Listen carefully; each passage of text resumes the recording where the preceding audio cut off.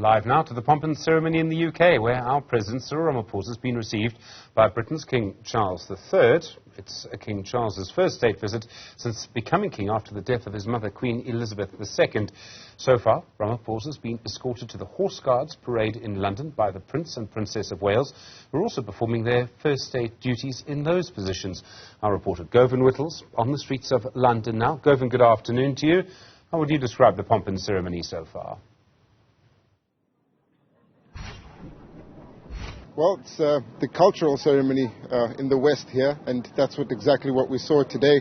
A spectacular display of uniformity by the British Army as they welcomed President Cyril Ramaphosa and saluted their king, King Charles III, hosting his very first state visit since assuming the throne.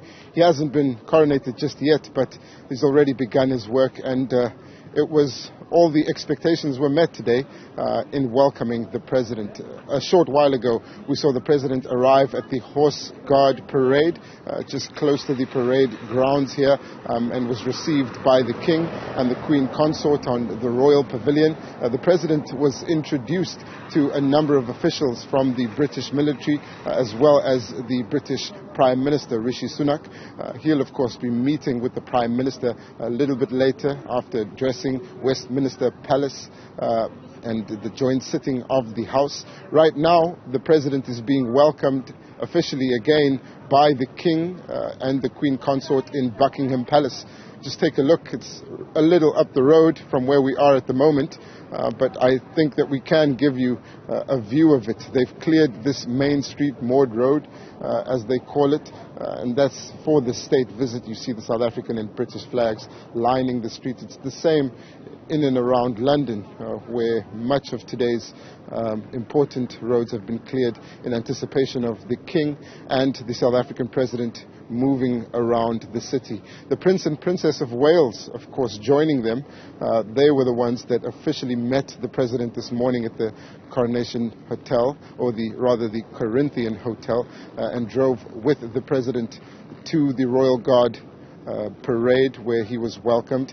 At Buckingham Palace, what we're expecting to see there is just the formalities of the President being shown the palace, a few of the important sites inside the palace, and then there are a few other momentous or I suppose significant events scheduled for this morning or this afternoon in South Africa before he actually gets into that joint sitting of the two houses at Westminster Palace for Parliament, and that includes the President visiting Westminster Abbey. That's, of course, the official coronation church, which has been used for over 1,000 years as a place of pilgrimage, but is also the place where the President is expected to lay a wreath at the grave of the unknown soldier, as well as a memorial for the late South African President Nelson Mandela in Westminster Abbey. It's the place where King Charles III will be officially coronated, and so far the UK is pulling out all the stops for the South African president.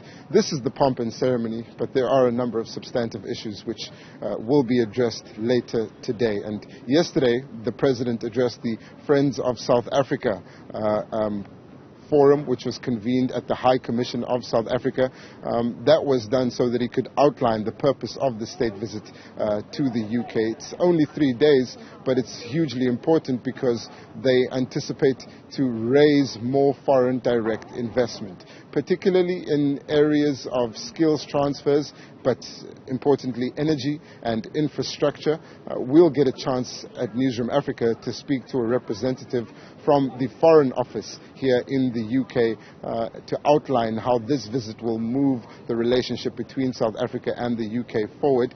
The President last night also indicating that he would like the UK to increase its quota of South African wines being imported into the country.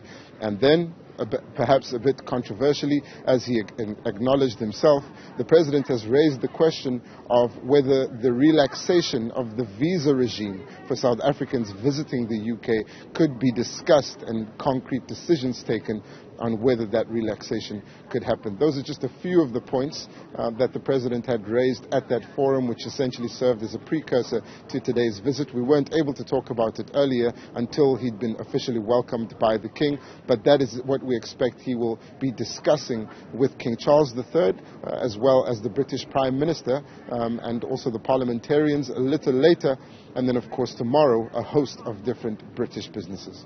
Govan Whittles, our reporter. Even the sun's come out in London for you, Govan. Who would have thought?